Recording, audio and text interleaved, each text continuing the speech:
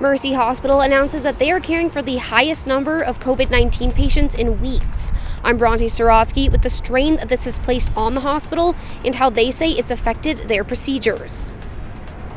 And the Oklahoma governor announces steps to address a statewide teacher shortage. The 4 states' most watched news starts now.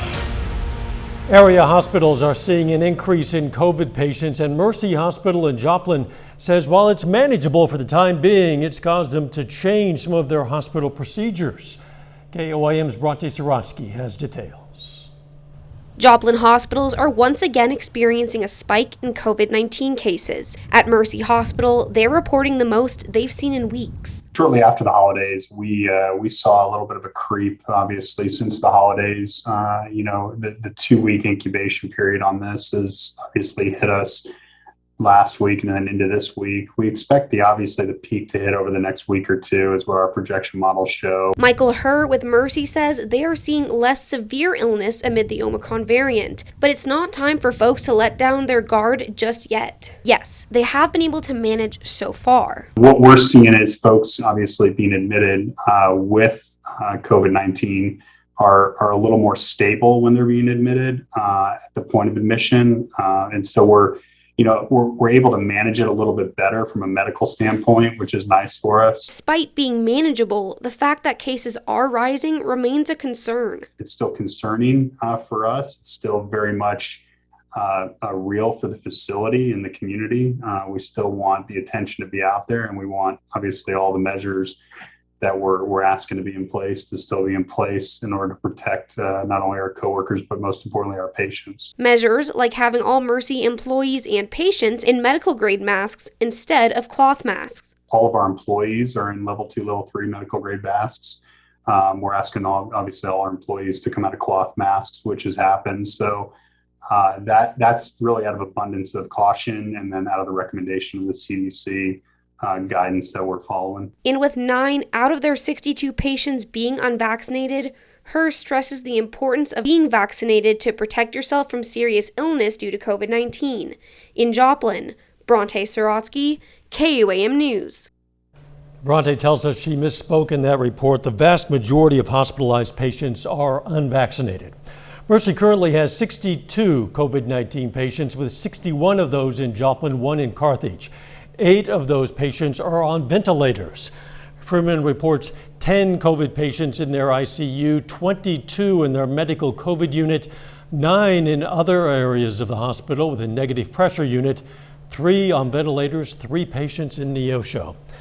The Kansas Department of Health and Environment says contact tracing has become futile, and they're ending the practice next month.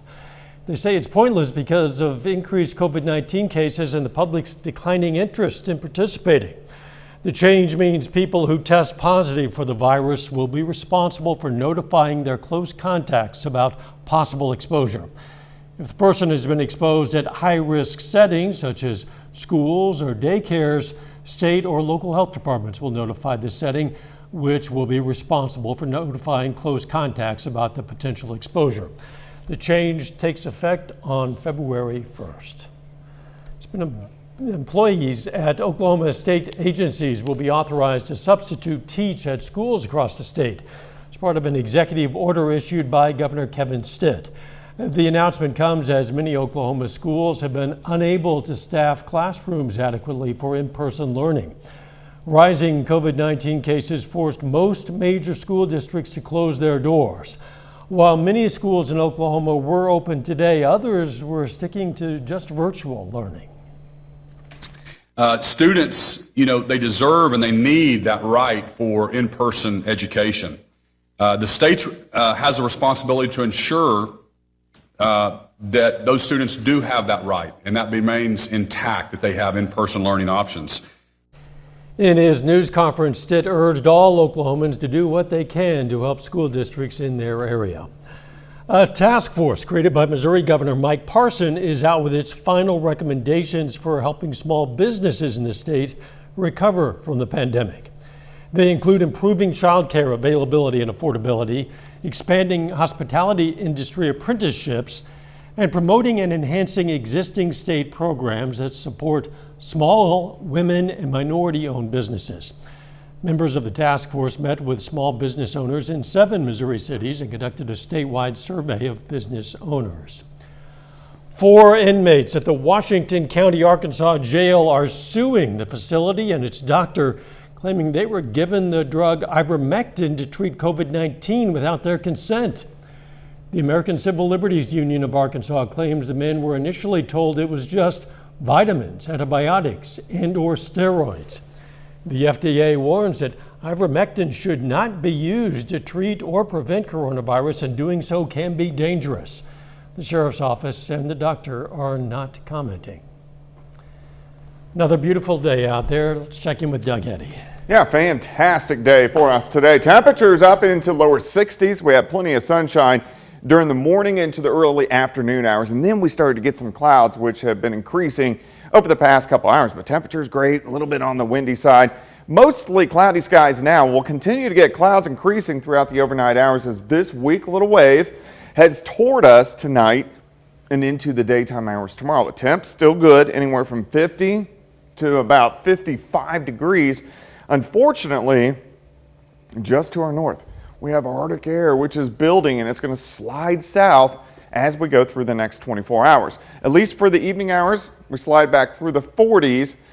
By morning, we're going to be into the upper 30s, and then we're going to continue to fall from that point on. Even a little bit of snow. We're going to look at that here in just a bit. See you soon. Pittsburgh voters today are deciding whether to approve a $16.5 million school bond.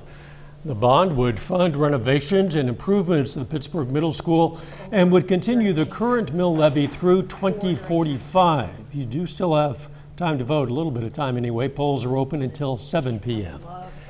As companies struggle to recruit and retrain employees, Neosho's Crowder College today hosted an event to address the issue. The summit focused on using apprenticeship programs to address staffing shortfalls. Yeah, we really believe that Crowder is in that perfect spot to connect students to those really good jobs that are out there. You know, we hear a lot about talent shortage across the country, and Southwest Missouri is no different. And we think that Crowder is in a really good position to connect through our career pathways initiatives and through the work that we do in career and technical education and general education. Around 60 businesses took part in the summit. Still ahead, kids with food insecurity in Neosho and Seneca will get a little help thanks to a Ymca program. And Corn School. Area farmers learn more about their crops and how to avoid potential problems. The Ymca Grocery Grab is coming to Neosho and Seneca, Missouri. The program provides kids ages 2 through 18 with access to nutritious food at no cost to their families. The kids, who must be enrolled in school or an educational program, will receive a grocery bag with enough food for a child to have dinner and a snack every day for 7 days. I mean, a lot of times Ys say we're more than a gym, right? And we truly are. And this social responsibility program allows us to get outside of our 4 walls, connect with communities, and serve humanity like we're supposed to do. You can find a list of pickup locations in this story on our website. That's KOAMnewsnow.com.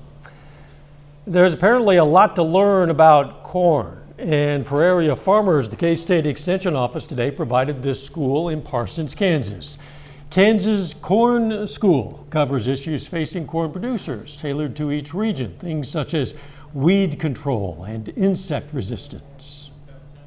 We continue to raise a significant amount of corn, and so one of the biggest things we focus on, especially from a Kansas corn side, is kind of that market development, looking to what's that next new use for corn, what's that next market. A potential next market is biofuel for aircraft. Joplin theater goers will soon get the chance to check out a production of Driving Miss Daisy. Joplin Little Theater is performing the 1988 Pulitzer-winning play in February. So, of course, right now they're still rehearsing, and we got a sneak peek and a chance to catch up with the actors. That includes Kenan Cortez, who will play Hoke Colburn. It definitely takes me outside of my comfort zone. But you know what? I'm also having a great time. And I think this is an important play for people to be seeing right now in this time period that we're in. So I'm really hoping that people will come out and enjoy the show in February. You can catch Driving Miss Daisy at the Joplin Little Theater on February 2nd through the 6th. Later, we're going to hear from the Chiefs head coach, Andy Reid, about their divisional round matchup with the Buffalo Bills. Plus, our temperatures are really going to drop over the next 24 hours. We're going to check that out coming up.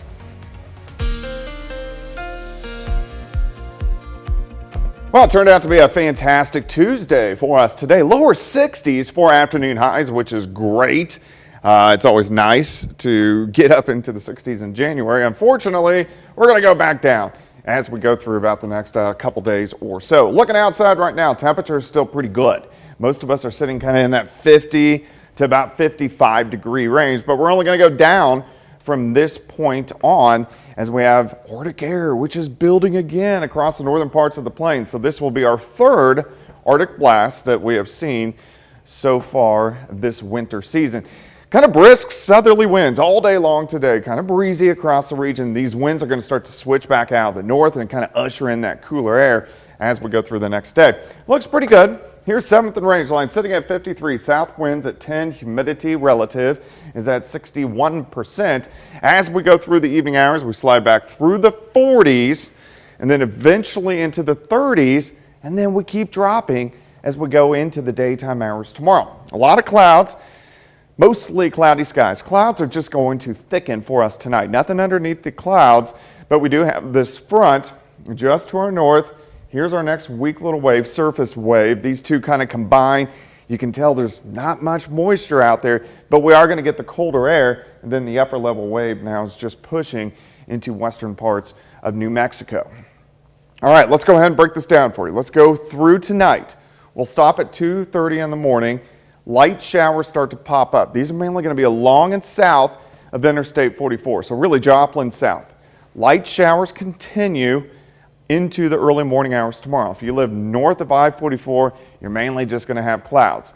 As we go through the morning hours, look at our temps. We're dropping into the lower 30s, upper 20s. We start to get some light sleet, but in our southern counties. So Grand Lake, Bella Vista, Pineville, Anderson, maybe up toward Neosho, and then over toward Exeter and also Cassville.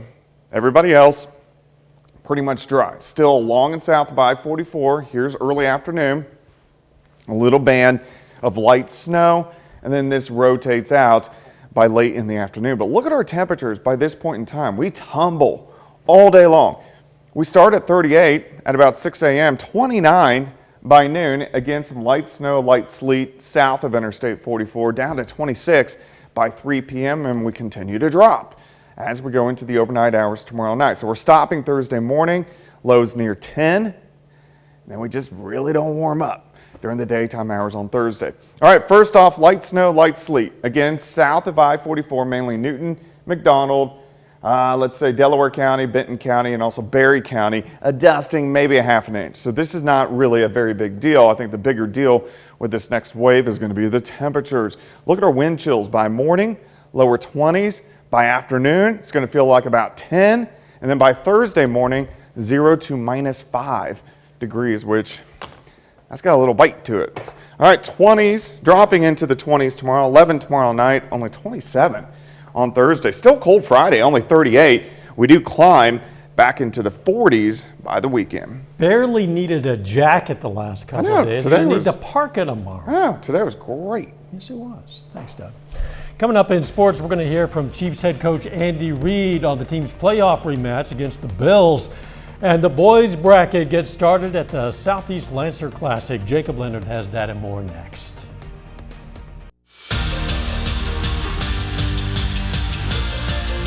Today is day 2 of the Lancer Classic at Southeast High School. The girls bracket got started on Monday. The boys bracket begins today. There are 4 quarterfinal games on the schedule tonight, and it starts with the tournament host Lancers. Southeast on the floor this afternoon against Macaulay Catholic. The Warriors start hot. Michael Paragon cleans up the miss. Then Noah Black drives and scores. Macaulay gets the first 4 of the game. Southeast, though, gets hot to end the quarter. Good ball movement here. ends with Nate Jacobs scoring the easy 2. Then Cade Burdett, dude could not miss in the first. Corner 3. Then another 3 from about the same spot. Also good from the other corner. Lancers go up 6 heading to the second. Burdett with a game-high 26. In the second quarter, McCauley fights back. Noah Black again. He leads McCauley with 24. But Southeast pulls away in the second half to win it 83-55. Later on tonight at the Southeast Lancer Classic, the Erie boys face the Parsons Vikings. Erie has been one of the best in the area all season. The Red Devils are a perfect 8-0 and are ranked number 7 in the state in Class 2A. That one begins at 7. We'll have highlights from the game right here tonight at 10. Well, speaking of state rankings, the Frontenac boys are now in the top 5 in the state. The Raiders are number 5 in the 3A poll. Frontenac is 6-1. Will host the 4-State Raider Classic beginning on Thursday. The Labette County girls and St. Paul girls also moving up in the rankings this week. You can check out all of the local teams in the state rankings on the sports page at KOAMnewsnow.com. The Kansas City Chiefs are in the Final Four in the AFC Playoffs. The Chiefs host the Buffalo Bills on Sunday with a chance to move on to the conference championship. Now, these two teams, no strangers. They played each other, AFC Championship game last year, a game that Kansas City won. Now, they also played in the regular season this year, 38-20 Buffalo win back in October. So Kansas City is hoping for a little revenge on Sunday when it counts the most. They got after us, and so we know it's a great challenge, and they're a great team. So as coaches, we'll try to give the players good stuff to work with, and I know the players and their attitude, the way they love that part of it, and they'll work hard to better themselves so we can have a good game. We're not getting ahead of ourselves here. This is just informational, all right? If the Chiefs win on Sunday, they'll move on to the AFC Championship game. Now, if the Titans beat the Bengals, the Chiefs will go to Tennessee for the conference championship. If Cincinnati wins that one, the Chiefs get a home game against the Bengals for a trip to the Super Bowl. Now, they'll know before they play with that Bengals-Titans game scheduled for 3:30 on Saturday right here on KOAM. And that's a look at sports. We're back with more news after this. Take time now to honor a local veteran. Tech Sergeant Angela Caulfield served in the U.S. Air Force. Her hometown, Carl Junction, Missouri. And we are proud to salute Tech Sergeant Angela Caulfield. She's tonight's 4-State hero. Die-hard Disney fans reportedly waited for more than 6 hours to buy a limited edition Figment popcorn bucket. Figment, the purple dragon, holds a special place in the hearts of Disney and Epcot fans. He's the star of the Journey into Imagination ride and known as Epcot's mascot. The massive lines for the $25 buckets formed at Epcot's International Festival of the Arts in Florida. Fans wanted it so badly there were reports of some offering $100 to people in the front of the line to buy them one. Purple Dragon, Figment. Purple Dragons in Pittsburgh. Yeah. Yeah, there are. Figment. I've seen a few of them run around. I'm not sure I'd give $25 for it. 100? Really? I don't know. I suppose it's collectible, and if your child wants it, yeah, I mean, to somebody, yeah, I'm sure. I guess. The weather, it's going to change dramatically. It is. It's going to get cold. We'll start the day into the upper 30s, drop into the 20s during the afternoon. We are going to have some light sleet and light snow, but this is going to be along and south of Interstate 44, so north of I-44. You do not have to deal with that. Final sports notes. I'm excited about this. I'm about to get out of here and check out the Erie boys. 8-0, they face Parsons tonight in the Lancer Classic. We'll have those highlights right here tonight at 10. We'll see you then. Let's make it a great evening.